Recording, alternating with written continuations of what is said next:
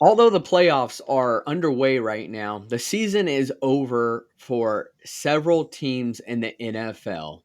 But with their seasons being over, a lot of teams were quick to jump the gun when it came to firing their head coaches. We are seeing a coaching carousel more than you will see at a carnival ride. And it is crazy what is happening right now in the NFL. We have all heard of the butterfly effect, but we are now seeing the domino effect. I'm your host, Matthew Raridan, and this is Total Sports Talk Beyond the Lights.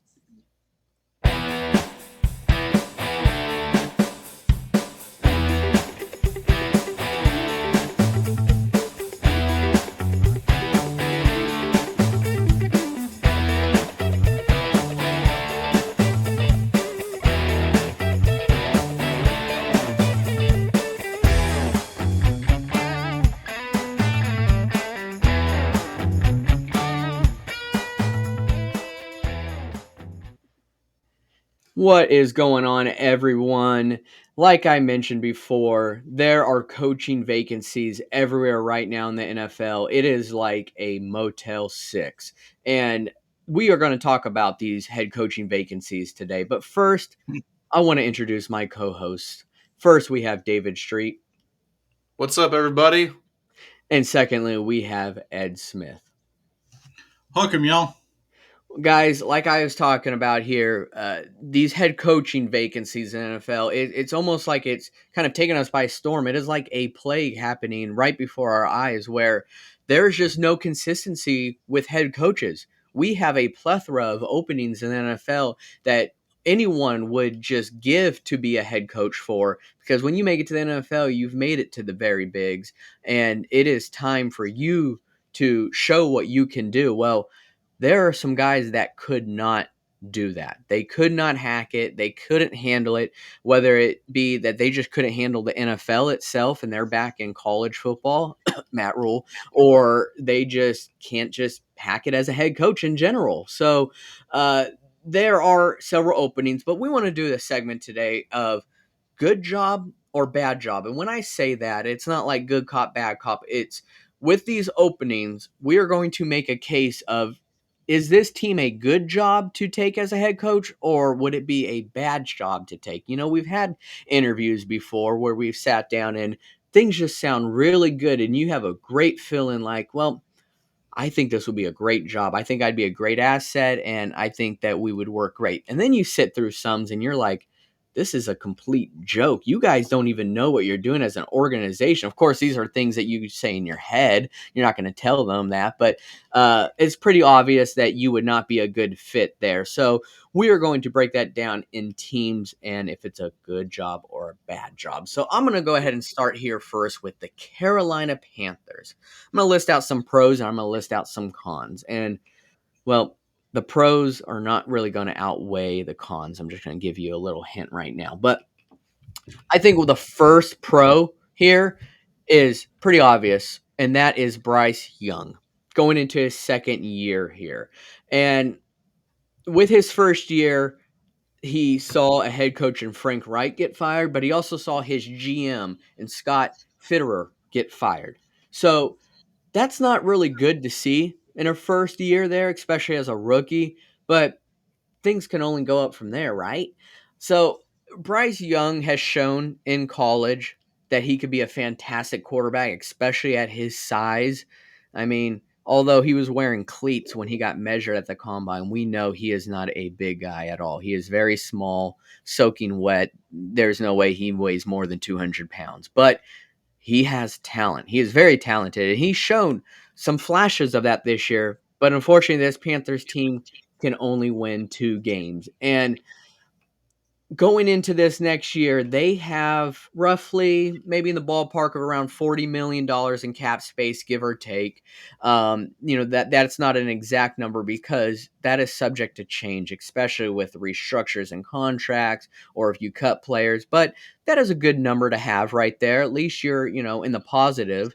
But they are going to have to rely heavily on this free agency because if you don't remember, guys, they traded away their first round pick in this next year draft. The Chicago Bears now have the number one overall pick because, well, the Carolina Panthers traded that last year to get Bryce Young. So they don't even have a first round draft pick this year. And I think that kind of goes into the con section because not having a first round draft pick, especially in this loaded draft class, granted, they think they got their guy at quarterback, so they'd be able to bypass all those quarterbacks that are going to go in the first round. But there's a lot of receivers that are going to be going in this first round that they sure would love to have. Malik Neighbors, Rome Odunze. We already know Marvin Harrison Jr. is going to be a top probably 3 pick.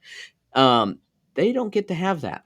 So this free agency class for them is where it's really going to be at, and they're going to need to throw some money around. We saw that they were able to do that last year when they signed Von Bell, Hayden Hurst. They brought in Miles Sanders from Philadelphia. So they are showing that they are dedicated to making these moves, especially when they traded to get the number one overall draft pick where they got Bryce Young. So they show that they want to be able to do this, but I think they need to find the right head coach. Frank Reich was not that guy. So where do they need to improve? Well, in a lot of areas. This offensive line, it's horrible. You cannot let your number one overall draft pick run around, out there. He's in the NFL. He is not a big guy. He's going to get hurt before you know it. We saw what happened with the Cincinnati Bengals and Joe Burrow. His ACL, he tore his ACL, came back. Guess what? He still got sacked. You need to protect your investment. And when you have the number one overall draft pick like that, well, that's your investment that you need to protect. So, offensive line is going to need a revamp there. And defense, they're also going to need to really bring in some key pieces too. We saw what Brian Burns can do. Von Bell is a very good safety, but they have a lot of baggage, or they're going to have a lot of holes that need to be filled. So is this a good job or a bad job to take? I think it's up in the air because when you don't have a first round draft pick like they do this year, but you have a decent amount of money to spend in free agency, that could outweigh itself. But I think it's going to rely on the head coach that gets brought in there. A name that has stood out to me since the middle of the year, because I knew Frank Reich was going to get fired, but the name that stood out to me was Eric Bieniemy. It did this whole time. I was really shocked when he took another offensive coordinator position instead of a head coaching job in the NFL. Everyone knew that he was most likely going to be the successor of Andy Reid when he retired in Kansas City. It was almost a given, but he decided to leave and go get an offensive coordinator position over in Washington. And although Washington, which we're going to talk about here shortly, can be very desirable, we're going to talk about that. I think Eric Bieniemy with Bryce Young in Carolina would be a perfect match. Eric Bieniemy, as we know, was with Patrick Mahomes, who is now probably one of the greatest quarterbacks in the NFL as we speak. He was able to be around that. I think that would benefit Bryce Young a lot. So Eric Bieniemy is a name that has stood out to me. I would like to see if his name is in the conversation in this Carolina Panthers job. So is it a good job or is it a bad job to take? I think that's up in the air. So I will leave that for your guys' interpretation. But as I mentioned the Washington football team, the Washington Redskins, the Washington Commanders, whatever you want to call them. They now have a open head coaching job, and Ed is going to talk to us about that. It's kind of ironic that you say that we're talking about you're handing me the Washington Commanders as the number 2 pick because they have the number 2 pick going into this upcoming season. And, that's one of the pros of looking at building a foundation for this team. The biggest key to their foundation right now is going to be in the front office because they recently had an ownership change, getting rid of Dan, oh my God, Snyder. Getting getting him out the way. So this new ownership group, which is I want to say with 14 different members of this ownership group, including Magic Johnson, who's apparently has his mitts and everything nowadays. Yeah, what You've team does got. Magic Johnson not own at this point? I think he owns a lemonade stand down the street from my house. It's crazy. Yeah. But they just picked up Adam Peters for the general manager position from the San Francisco 49ers, who was their VP of player personnel. He's been there.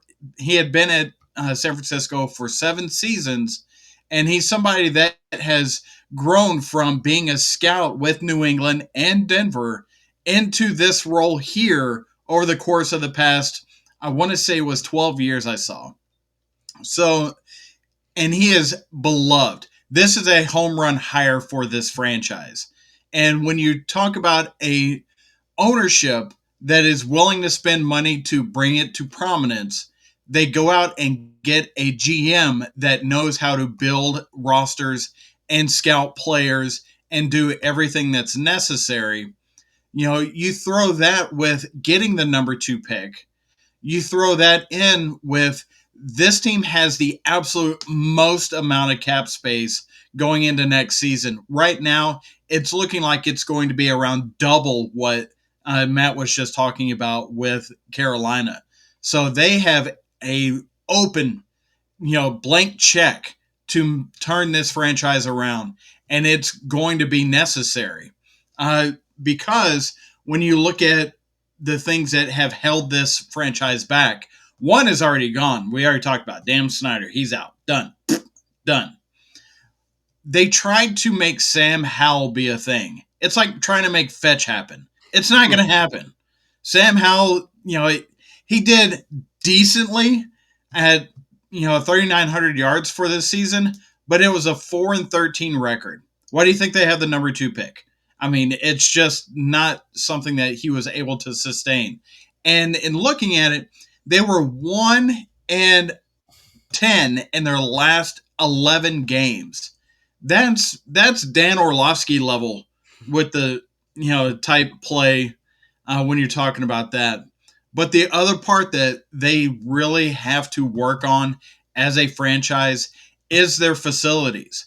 When they start ranking facilities between the different 32 NFL teams, the Commanders, I almost said Redskins, the Commanders are dead last between travel, their locker rooms, their treatment of their families, the nutrition, their weight room, all these factors involved. It is the worst facilities in the NFL, and when you take those two in account, those are tough things to get free agents to come play with you. But when you see this new ownership group, really gut the facilities and upgrade in the quarterback, which they should do in the draft, and with that open checkbook, this is going to be a good job. You just got to land the right guy to get the wheels turning. And, there's several guys out there. I'm surprised I'm not seeing more traction from these high profile names that are out there, like a Pete Carroll or, even Belichick, because he started with the new ownership group when he went to New England, and that turned out pretty well for him. So why not give him an opportunity in the nation's capital? He went from being a Patriot to a Commander. That would be just come up peaches, in my opinion. But David, are you seeing the kind of the same things of what I'm looking at on that? Yeah, for sure. And to add to your point about Washington just having crappy facilities, crappy stadium, and all that, do you guys remember? I think it was last year where Jalen Hurts almost got crushed by the rails at the stadium. Yep. Remember that? And Yep. also, like, isn't Washington's surface like responsible for 2, maybe 3 devastating quarterback injuries? Alex Smith, I believe. Who was the other one? Joe Theismann, I think. Yeah, probably the most. That was an old JFK. Yeah. Or Oh, RFK. okay, gotcha. But the point being is that stadiums in Washington D.C. Maryland, actually. But yes, stadiums in Washington D.C. don't seem to turn out well for quarterbacks there. You, there's a name that it really strikes me as odd but interesting. And I heard this last week, and I have to look up more on it. But I want to say Bob Myers from the Golden State Warriors. You heard that correctly. The NBA Golden State Warriors is also going to be a part of this franchise. So you Hmm. talk about coming from the Niners. Now we have a guy coming from the Warriors, and we know what he did as far Yeah. as building a team. So, do they have some type of recipe for success there? I'll be interested to see because, well, coming from the NBA to there, but look at Magic Johnson. I mean, Mhm. he doesn't even own an NBA team, and we know what he's famous for.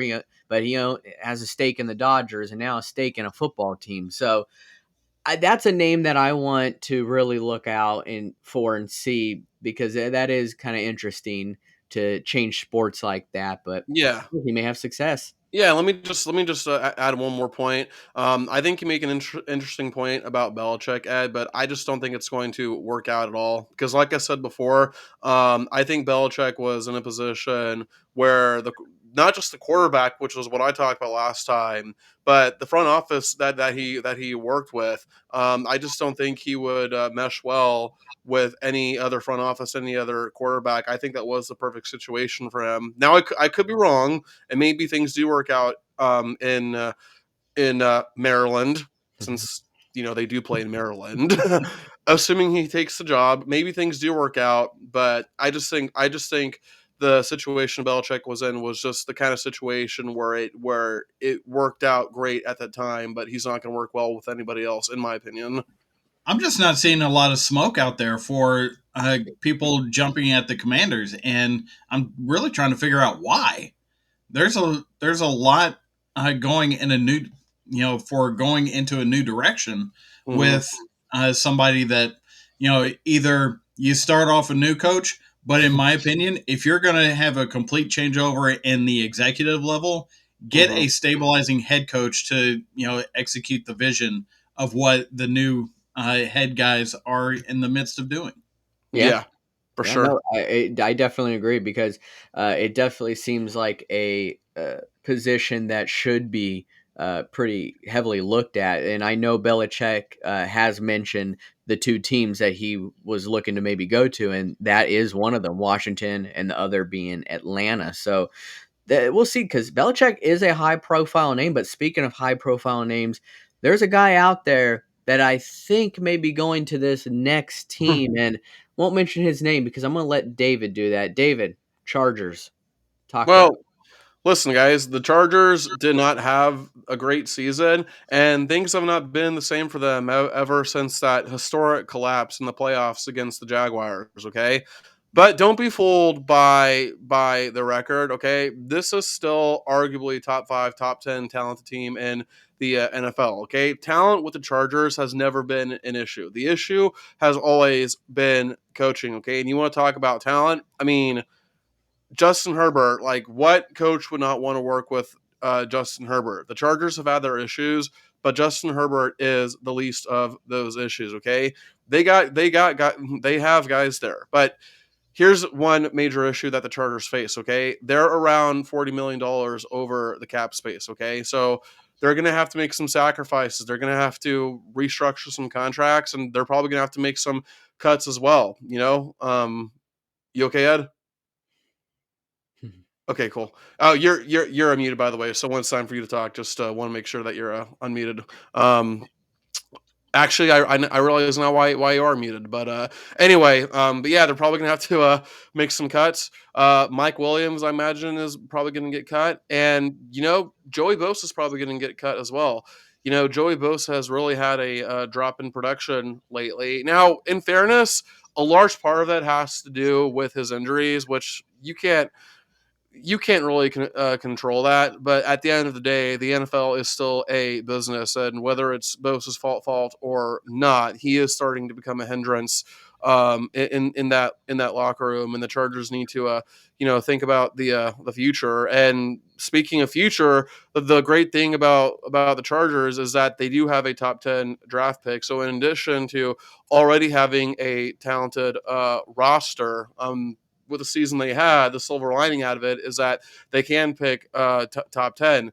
So, and you kind of implied it before, Matthew, but this just screams a job for Jim Harbaugh to take, right? I mean, listen, he already led the Wolverines to a national championship. He already accomplished what he wanted to accomplish at Michigan, and he has nothing to prove there. And we know that he's done well in the NFL. Okay, like with the 49ers, he took Colin freaking Kaepernick all to the Super Bowl, like, for crying out loud, and Kaepernick sucks. Okay, and this is also the same guy that resurrected Alex Smith's career.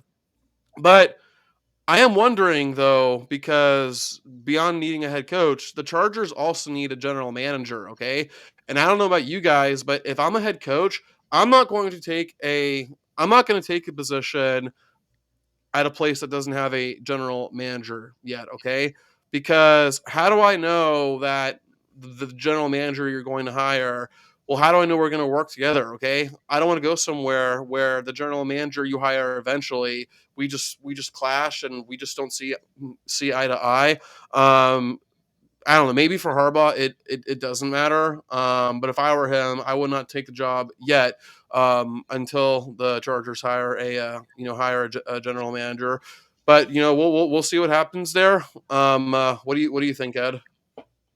Well, I think that the Chargers ownership group would certainly love to get a coach that can serve as the general manager because he's a penny pincher when it comes to anything not named Khalil Mack or Yeah, or Justin Herbert. Anybody that's not on the field, he is. Let's see who we can get to maybe be the next big thing, so we don't have to pay him as much to become the next big thing. yeah, You that's a know, good and point.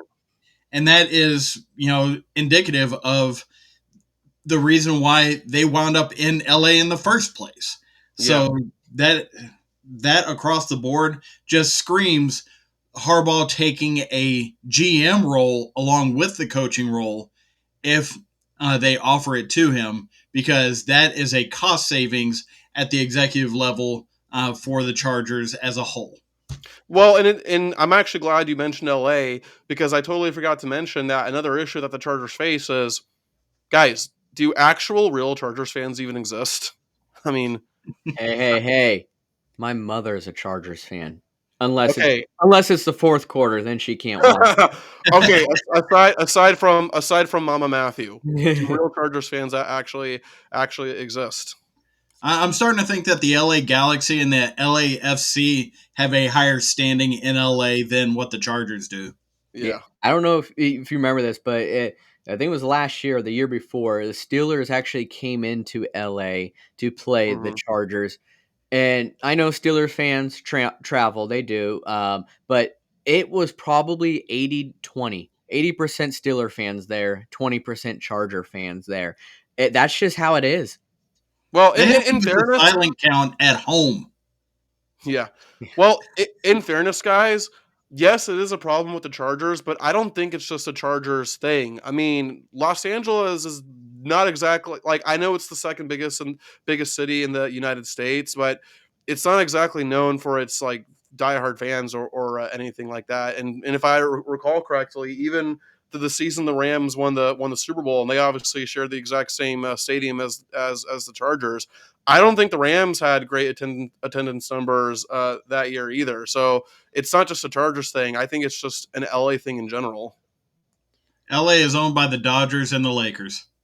Yep, it's the lake Yeah, show pretty down much. there. So, yeah, but uh, out of a lot of the vacancies, I mean, that Chargers team, I mean, they're pretty much one of the only teams that they've got their guy at quarterback. And I know I talk about the Panthers with Bryce Young, and I do believe that he could be their guy too. But they know that Justin Herbert's their guy, so they're not going to be looking for a quarterback in the draft. But you make a great point, Ed, with Jim Harbaugh possibly taking that GM role. But we know where he goes, he'll probably be the highest paid head coach in the NFL. And can the Chargers afford that? I'm sure they'll find a way to work it out, and Jim Harbaugh will look at the finances with his glasses on, and he'll figure it out too. But it just seems like a match made in heaven there, and I would really like to see that happen because, well, I'm a Duck fan, so Justin Herbert, and with, like I said, my mom being a Chargers fan, I think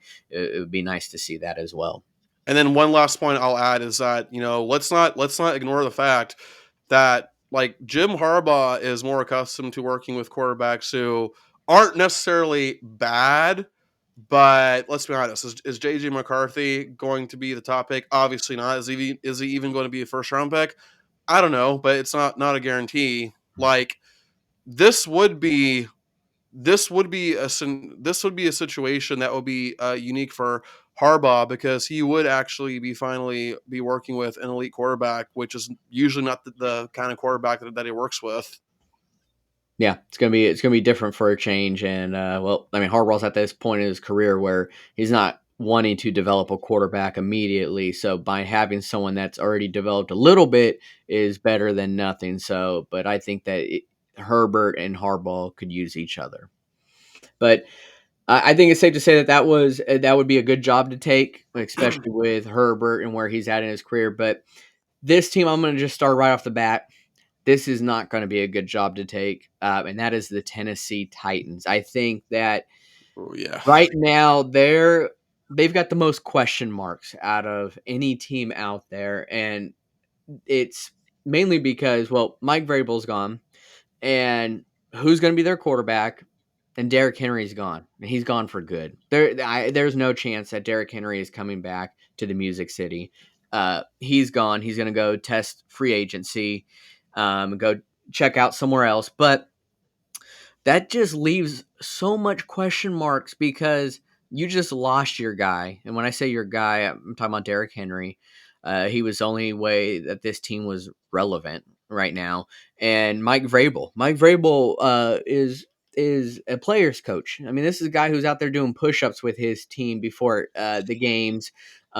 He is a Bill Belichick product as well. I want to put that out there. I will never forget the moment where he did his Bill Belichick Jedi mind trick against who? Bill Belichick himself. And when you can outdo the master, well, that just shows you where you're at in your career. So Mike Vrabel will land on his feet somewhere.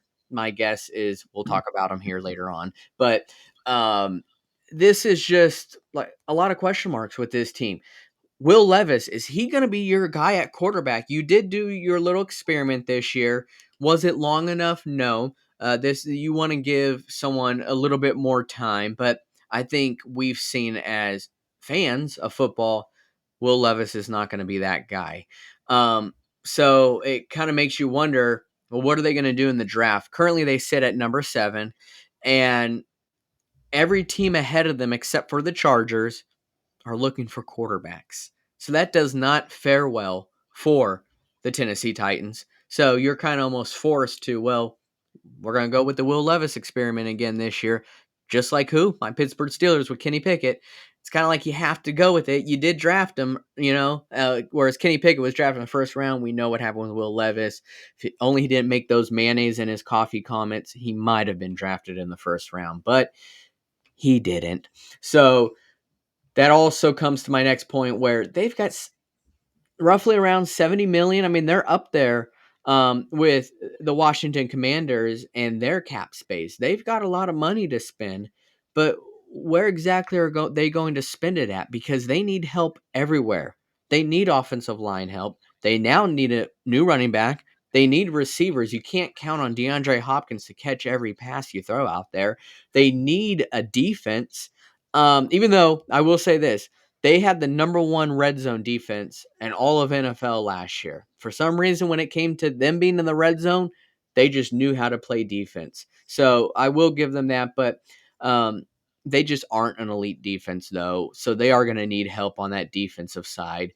But it's just you're gonna be stuck in a rebuild. You are from top to bottom with a new head coach, quarterback. You're just gonna have to ride the experiment with Will Levis, but you're gonna need a new running back, new receivers, new linemen. So where's this 70 million gonna be spent in cap space? Well, it's gonna be spent on that, but draft wise, um, number 7 is like I said, is awkward because every team before you is probably going to draft a quarterback because they all need him, but that could sit for you to get a guy like Joe Alt out of Notre Dame, who's going to be a highly rated offensive lineman. But I think the Chargers ahead of them are probably going to get him because they need offensive line help. But it's just you have holes to fill with Derrick Henry being gone.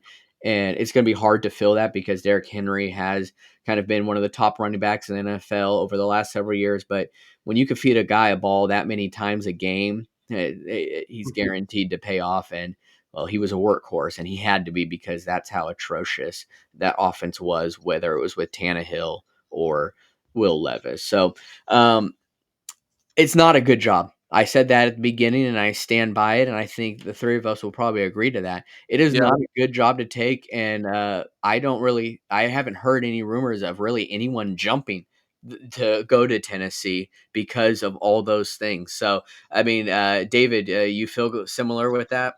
Oh, dude, absolutely. No Vrabel, no Derrick Henry. Who the hell is your quarterback going to be? I mean, like this is the same Titans team that ran the AFC South for a little bit, but as I mentioned in our last episode, that was never going to be a long term thing, especially with the quarterback situation. But here's something else interesting too that I recently learned. This is going to be a random question, Matthew, but it ties into what we're talking about. Does the name John Ledyard ring a bell to you? John Ledyard. So Ledyard. I don't believe so. Okay, I was asking because he covers both the Bucks and the Steelers.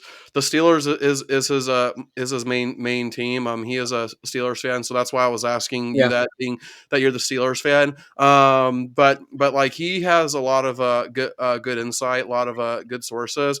And what's really interesting is that the situation that the Titans are in right now, again, from what I've read, from my understanding from Ledyard, is actually partially Mike Vrabel's fault. It's not that Vrabel is a bad coach. Like, we know that he's one of the best coaches in the NFL.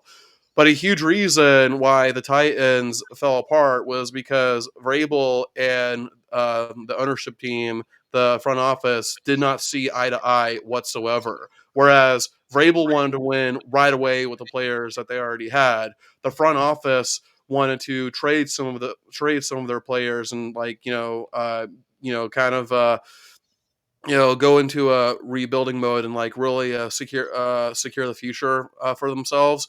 And because they didn't see eye to eye, that led to a disaster show for Tennessee. Yeah, I talked about yesterday when you were asking about Mike Tomlin, and being the head coach is always tough because you're the guy that gets the blame.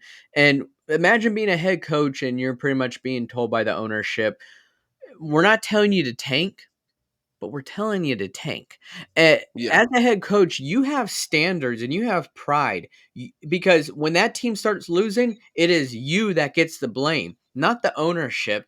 We could probably sit here and name every head coach in the NFL, but naming every owner would be probably tough. So the head coaches will always, uh, you know, get the blame because their names are out there more than the ownership is. So to tell a head coach that, or there's a reason you're going to have different mindsets because a head coach always wants to win. They never want to lose. So if you're pretty much being told to kind of lose, we're going to rebuild, it's a hard pill to swallow.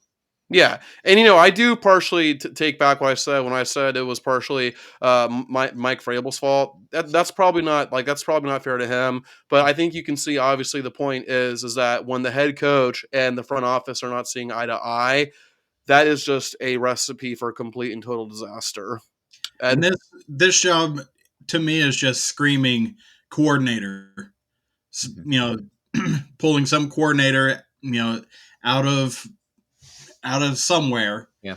and making them a head coach, whether they're ready or not, just so they could have the control of the coordinator or head coach in this case, to do the bidding of what the ownership group says. Exactly. Some young guy that wants to make a name that is I'm tired of being a coordinator. I'd really like to be a head coach, but the ownership is like, all right, we'll give you that promotion, but you're going to do everything we say. Kellen Moore. Oh, Listen, no more. all I will add, one last thing I'll add is my condolences to you, EJ. You guys know whom I'm talking about. Yes, Yeah. yes, we do. So yeah, we all agree that this is going to be a job that is not a good job. But this next team, though, David, we've already mentioned their name actually here, and I think that we've kind of had a change of our tone when it came to this team, of it possibly being a good job. But I'll let you talk us through with the Atlanta Falcons. Yeah, to be honest with you guys, I don't think Atlanta's roster is as bad as people like make it out to be. I mean, they've got playmakers. They got Kyle Pitts. They got Bijan Robinson. I know Pitts has been labeled as a bust already because he has a head coach who doesn't know what the f he's doing. Yes. um, but also, I think Atlanta has a really underrated defense. The secondary, especially, like the secondary was, I don't know if quietly is the right word, but they were one of the best secondaries in the NFL, headlined, of course, by none other than Jesse Bates. The front seven, I think, it definitely does need to use some work because Atlanta's rush defense wasn't exactly the best. It was bottom 10 or near bottom 10. So that's going to be something that they need to fix. But then also beyond that is Desmond Ritter. I've heard some people call him Desmond Mitter. But you know what I think is really interesting about the Desmond Ritter situation? And we were talking about this before, Matthew. Obviously, the Chargers are the heavy favorite to land Jim Harbaugh, but surprisingly, the Falcons have risen up. Rise up, like as they say. They've risen up to possibly take Jim Harbaugh. And I have to say that if the Falcons land Jim Harbaugh, then I think things could work out with Desmond Ritter because Jim Harbaugh has proven that he can turn quarterbacks around. Okay, he did so with Alex Smith, and as I said before, he led Colin freaking Kaepernick to the Super Bowl. Okay, like that's how good with quarterbacks he is. But obviously, if they don't get Jim Harbaugh, then more than likely it's not going to work out with Ritter at all. But also, I think the other thing too with the Falcons is that their facilities, they're like what, an hour away from the stadium or whatnot, which is absolutely insane. I don't know if that's atop the NFL for like the longest distance between facilities and the actual stadium. But I imagine that it's got to be pretty high up there. So when I'm looking at the Falcons job, I'm looking at it as it has potential to be a good job depending on who they get because like I said, the Falcons do have playmakers. They have a really good defense. But obviously they have issues at quarterback and yeah, we'll see what happens. I can't outright say it's a good job. I can't say it's a bad job either, but I think it does have potential to be a good job. What do you think, Ed? I think it has potential. They do need to address certain parts of the roster, but you could easily do that over the first season or so of your tenure being in Atlanta. The fact that they do have some cap space to work with, they can plug in some maybe top end talent on the O line, on the D line, you know those hole filling things, but they will have enough to go out and get somebody if they absolutely feel like they are going to be a true difference maker. Because Mhm. keep in mind, uh, I forget the defensive end's name, but he's retiring after 16 seasons. He's had enough of the NFL life.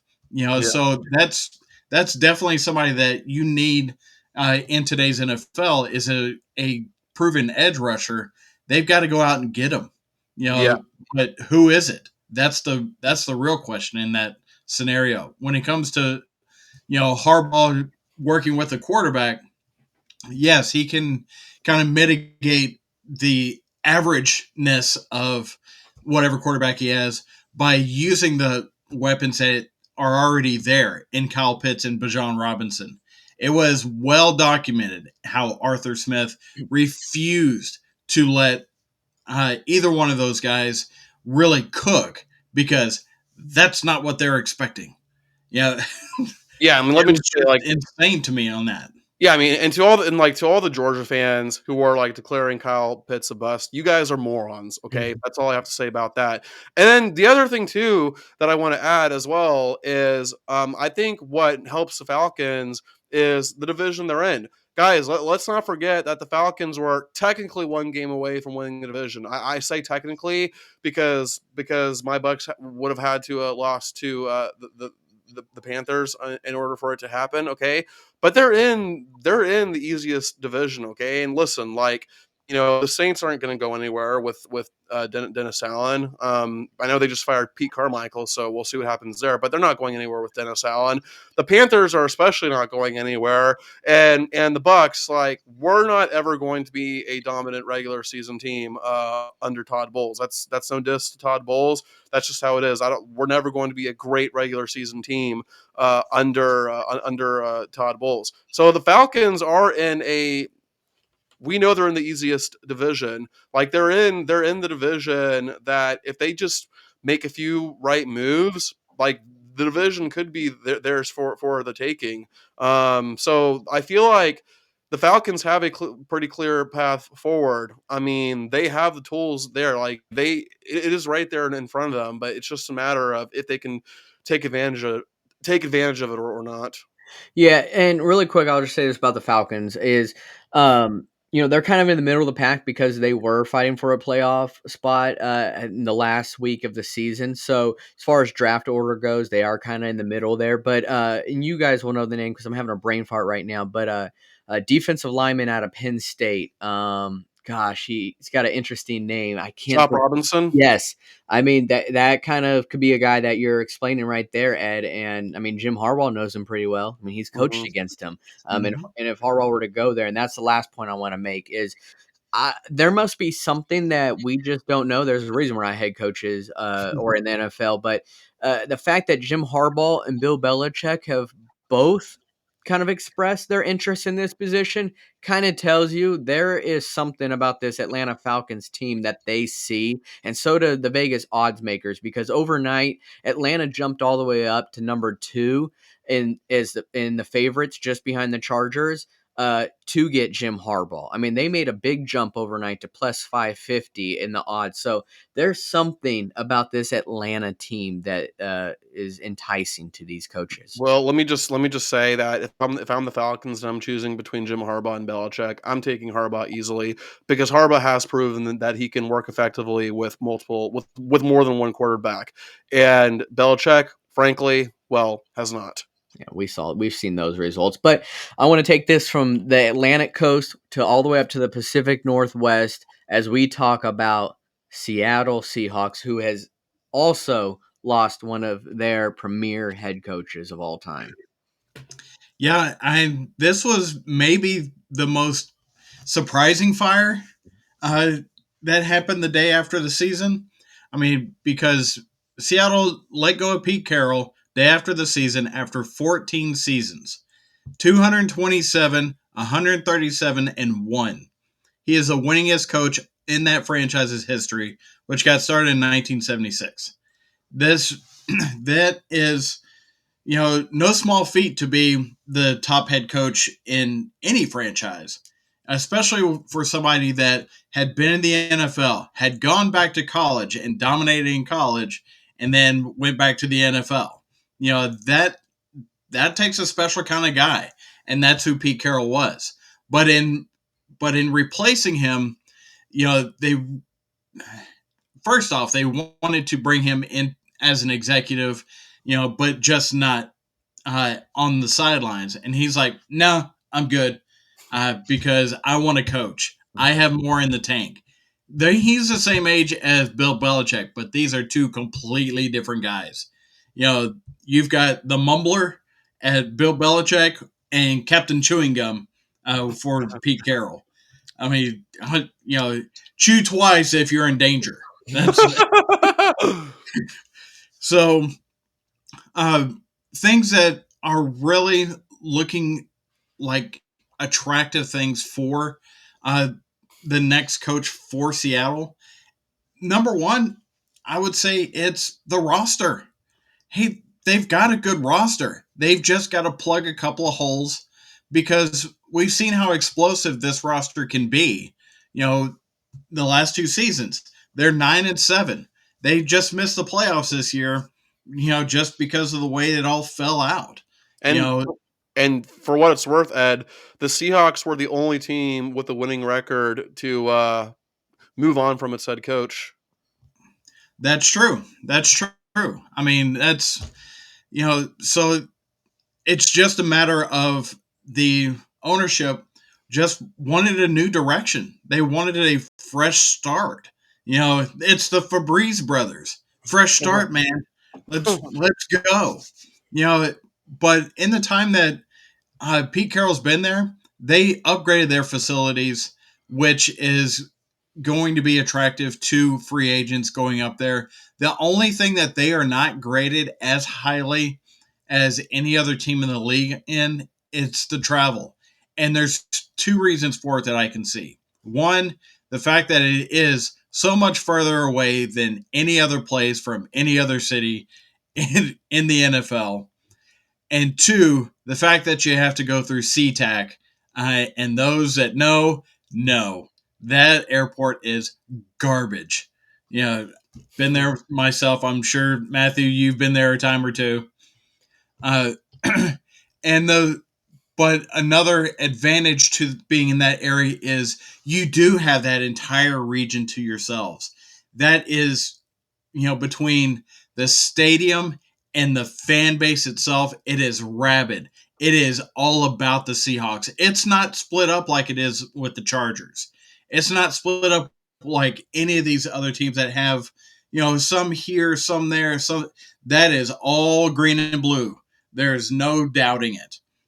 And with that, there's a certain level of expectation, sure, especially given the success that they've had over the past 10 plus years, with Pete Carroll at the helm. But there are some challenges that they have. They don't have the greatest draft capital in the world.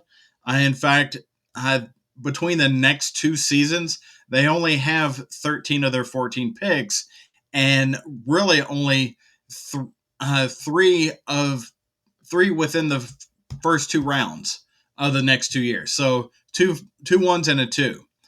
So most of their draft capital is going to be in that 3 to 7 category, which is going to be to fill the roster, not create playmakers. And that's what I think this next coach is going to need, is going to be a game changer that, on the defensive side of the ball, because they've been explosive on offense. But they've been, kind of wonky. Sometimes it's the offense carrying them. Sometimes it's the defense carrying them. They need consistency. That's the biggest thing I saw with Seattle this year. And that's something that I think, as far as what kind of a job it is, partly it's going to have to do with the ownership that coming in 2025 is going to have to be sold off. Because of Paul Allen's will, the team has to be sold. So they're probably going to sell no earlier than 2025.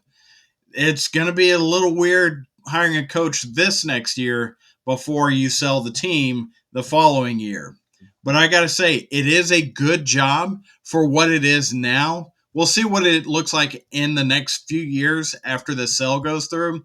But I got to say, you've got to bring the prodigal son home. You've got to bring Dan Quinn back. He is going to create a stabilization to that organization for those that uh, know what it was like during the early part of Pete Carroll's tenure, and basically create a stable, you know, mindset so they can move forward finally, as opposed to kind of getting a little wishy-washy. Dan Quinn has certainly a point of view, and it is on the defensive side of the ball. So he can bring in somebody on the offense that will just run with the tools that they have, and they've got enough room to get a couple of pieces here and there to be able to run the track, because in this pass happy league, which that's what you're going to need. Mm-hmm. Yeah, I mean, I think we kind of are in agreement that it's going to be a defensive-minded head coach. It could be a Dan Quinn or Mike Vrabel heading up there. I feel like that's the direction they're going to head, and they do have those pieces on offense where they could kind of trust in them to do their thing while having a defensive-minded head coach. So look in the draft. I mean, who knows if they are doing a complete Febreze Brothers situation? That could mean Geno may not be their starting quarterback. They could go with a guy like Michael Penix or even a Bo Nix, who is familiar up there, to be their next quarterback, because they do have the threats out there on offense. So Seattle's going to be a very desirable place, in my opinion, but there are some weird contingents, such as selling the team and being hired as a head coach right before they sell the team. So that could be why there's not been a whole lot of bites on the bait yet. But there's a team that may be in one of the craziest locations in the whole United States. And when I talked about head coaches that can't hack it, well, they had a head coach that just could not hack it. Maybe as offensive coordinator, but as a head coach, Josh McDaniels, nope. David, talk to us about these Las Vegas Raiders.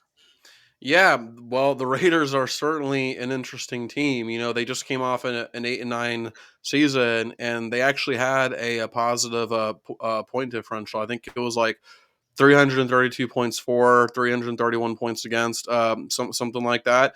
The Raiders, I think they might have one of the more underrated rosters in the league. I mean, I think everybody knows that Max Crosby is a complete game wrecker, and Trayvon Merrick might be the most underrated safety, the most well, not just safety, just the most underrated defender.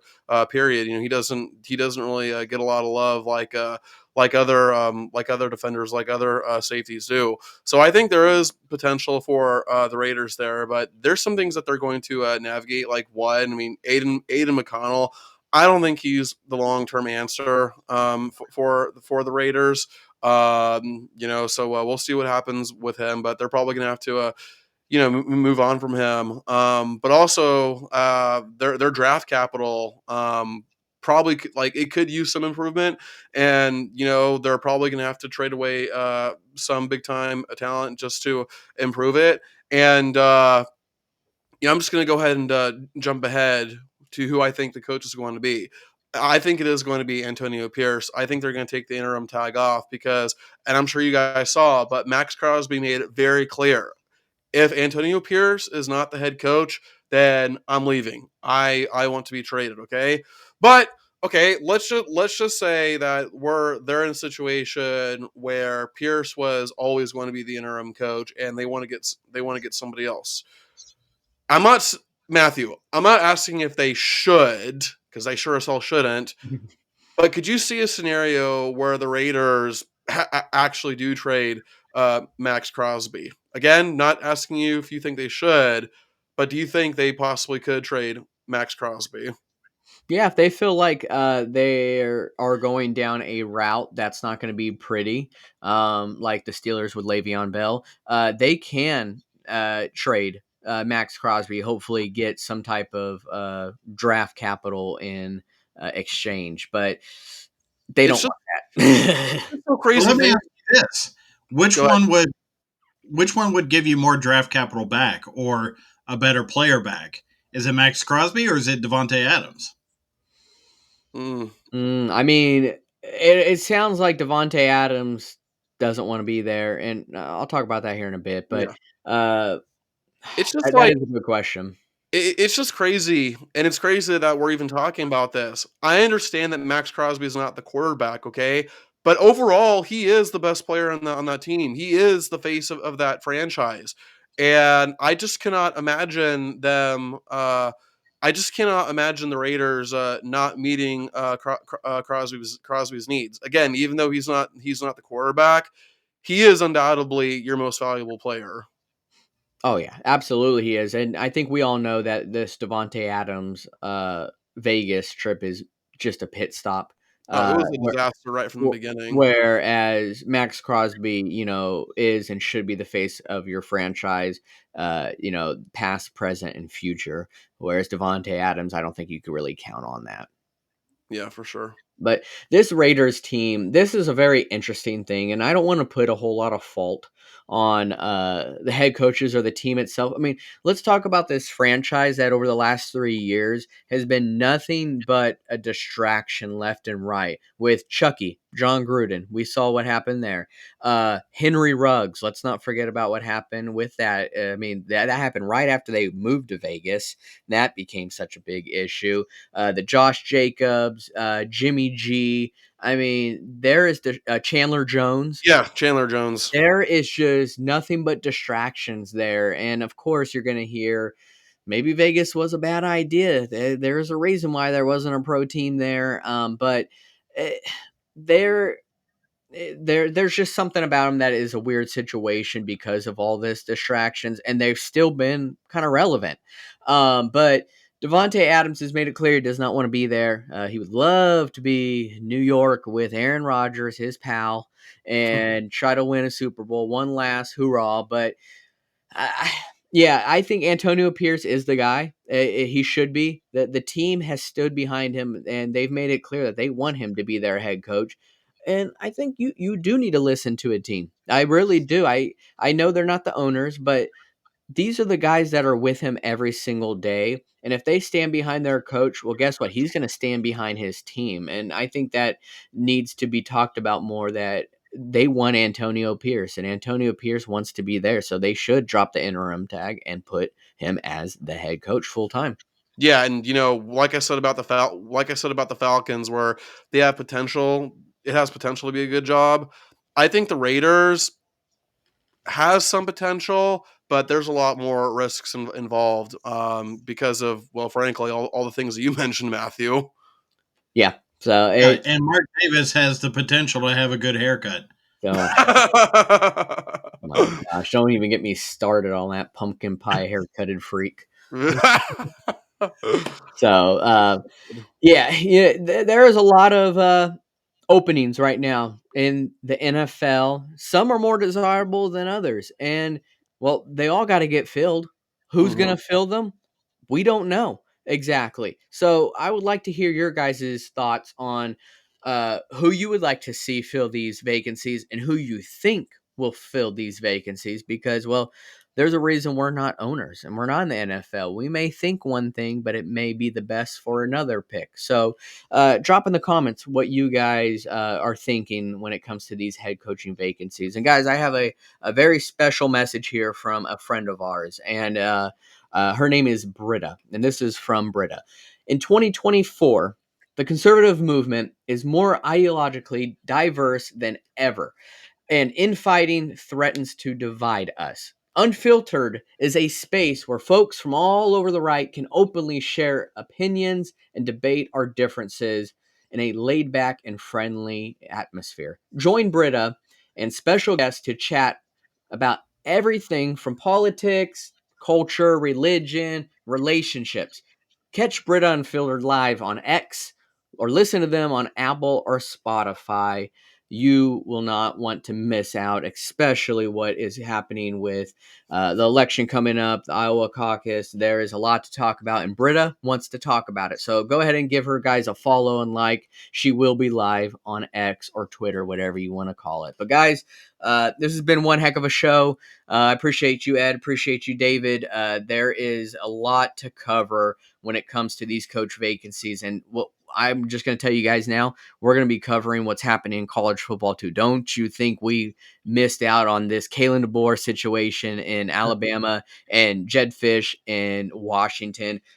Like I said, the domino effect, it's craziness on all levels, and we are seeing it on full display in the NFL and college football. So we are not missing out on that, guys. We will cover it. So check us out next episode. But in the time being, give us a like, subscribe, and share these videos. We really appreciate it. And continue. Put these comments in. Let us know how you guys feel about all these positions and openings in the NFL. But until next time, guys, we are rounding third and we are headed for home.